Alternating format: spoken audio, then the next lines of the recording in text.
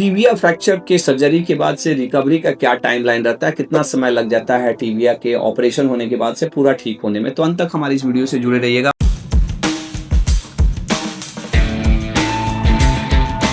मैं doctor Rameshwar, orthopaedics and joint replacement surgeon. मैं 20 साल से एज ए ऑर्थोपेडिक सर्जन काम कर रहा हूँ और 20 साल में मैंने 25,000 से ज्यादा लोगों के ऑपरेशंस किए हैं। इसमें मुझे लगता है कि टीबिया के कम से कम 1000 से कम नहीं ऑपरेशन किए होंगे। नेलिंग, प्लेटिंग, स्क्रू, प्लेट, मैं एवरेज बता रहा हूँ और मैं इस पूरे अपने एक्सपीरियंस को मैं इस वीडियो के माध्यम से शेयर करना चाहूंगा और मैं आपको बताना चाहूंगा कि अगर आपकी टीबिया की हड्डी टूटी है, ऑपरेशन हुआ है, तो रिकवरी में क्या टाइम लाइन लगता है, कितना दिन लग जाते हैं हमको नॉर्मली यूज करने में, खड़ा होने में कितना समय लग जाता है, अच्छे से चलने में कितना समय लग जाता है, दौड़ने में, कूदने में या स्पोर्ट्स एक्टिविटी में रिटर्न होने में। एक एक चीज मैं इस वीडियो में बताऊंगा, तो अंत तक हमारी इस वीडियो से जुड़े रहिएगा। सबसे पहला चीज कि हड्डी अगर टूटा है, रॉड प्लेट लगाया है, तो ऐसा नहीं कि आज रॉड प्लेट लगाया कल से ही आपको खड़ा कर देंगे, कल से ही चलाते जब तक वो टाके सूखते नहीं है, या फिर थोड़ा सा भी हमको डाउट रहता है कि थोड़ा सा हीलिंग थोड़ा अच्छा नहीं हो जाता, तब तक हम लोग चलने फिरने का मना करते हैं।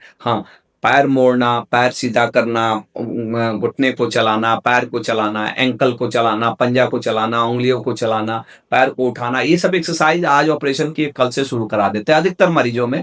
लेकिन कुछ कुछ हो सकता है कि कितना स्टेबल फिक्सेशन है उस आधार पे कितना बार हम लोग उसको रोकते भी हैं, लेकिन 99% केसेस में हम लोग इसको मैंने आज ऑपरेशन किए कल से ये काम शुरू करा देते कि भले चलिए नहीं, वजन नहीं दीजिए, लेकिन पैर उठाइए, पैर मोड़िए, पंजा चलाइए, पंजा मोड़िए, उंगली चलाइए, उंगली मोड़िए, घुटने को टाइट करिए, ढीला छोड़िए, एक्सरसाइज मैंने सब कुछ करिए, बस उसमें चलिए नहीं। और ऐसा जब तक टाके रहते हैं, जब तक स्टिचेस लगे रहते हैं, इतना दिन तक तो चलने का मना करते हैं। लेकिन एक बार हमको कॉन्फिडेंस है कि अब जख्म वगैरह ठीक है, तो हम लोग उनको चलने का भी अलाउ करते हैं, या फिर हमको लग रहा है कि अब इस पे वेट दिया जा सकता है, और वो डिपेंड करता है, हम एक्सरे देख के बताते हैं कि कितना दिन में। लेकिन जनरली मुझे लगता है 1 महीने में हम लोग कि अब to touch, to touch means just अब वॉकर की मदद से, चाहे क्रचेस की मदद से, मैं तो वॉकर प्रेफर करता हूं क्योंकि वो स्टेबल रहता है, गिरने उड़ने का चांस नहीं रहता है, तो वॉकर की मदद से खड़ा करने का अलाउ करते हैं। पहले तो सिंपल खड़ा करते हैं, जो इस पैर में ऑपरेशन हुआ है उस पर हम लोग चलने वलने का मना करते हैं कि चलिए वलिए नहीं,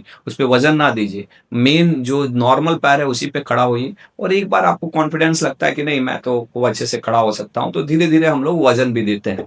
वजन भी एक ही दिन में नहीं, पहले 5 पैसा, फिर 10 पैसा, फिर 15 पैसा, फिर 25%, फिर 50%, धीरे धीरे हम लोग बोलते हैं कि अपने बॉडी को समझते हुए जितना आप टॉलरेट कर सकते हैं उस तरह वजन देना है। ऐसा नहीं एक ही बार में जबरदस्ती नहीं कर देना है, क्योंकि एक बार जबरदस्ती करने से दिक्कत भी हो सकती है, और अपना बॉडी जितना अच्छा से आपको समझ सकता है उतना अच्छा बीइंग डॉक्टर मैं भी नहीं समझ सकता हूँ। तो अपने बॉडी को जज करते हुए धीरे धीरे उसमें वजन दीजिए।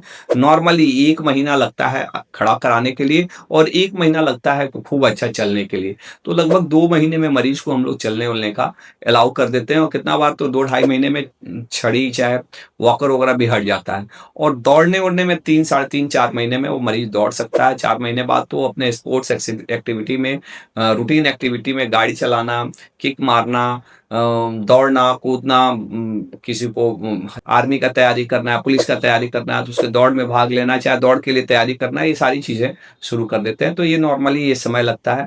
और रॉड प्लेट स्क्रू लगा हुआ है तो हम लोग राय देते हैं कि 2 साल में निकलवा लीजिए। अब जो प्लेट वगैरह लगा है तो 1.5-2 साल बताते हैं, रॉड में भी 1.5-2 साल बताते हैं, लेकिन अगर स्क्रू लगाए हुए हैं तो उसको जल्दी भी निकाल सकते हैं। वो डिपेंड करता है कि आपका हड्डी कैसा जुड़ा है, ये ज़्यादा अच्छे से आपके डॉक्टर बता सकते हैं। तो ये मोटा मोटी आपके पूरे रिकवरी का एक टाइमलाइन, चाहे गाइडलाइन या इसको बोल सकते हैं, लेकिन ये कोई फिक्स नहीं है, ये डिपेंड करता है आपका एज क्या है। अब बच्चा लोग में बहुत जल्दी रिकवरी हो जाता है, ओल्ड एज में थोड़ा और समय लगता है। किस तरह से टूटा है, अगर ये कंपाउंड फ्रैक्चर है, हड्डी टूट के बाहर निकल गया है, तो इसमें थोड़ा और समय लगता है, थोड़ा ज़्यादा समय लगता है।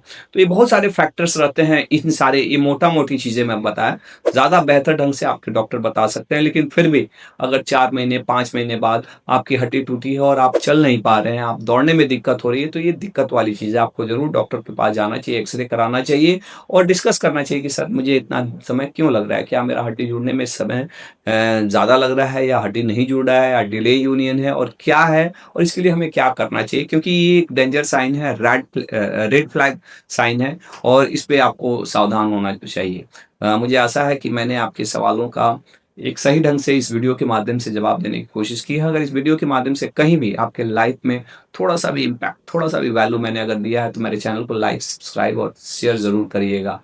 Thank you, think healthy, be healthy. Love you all.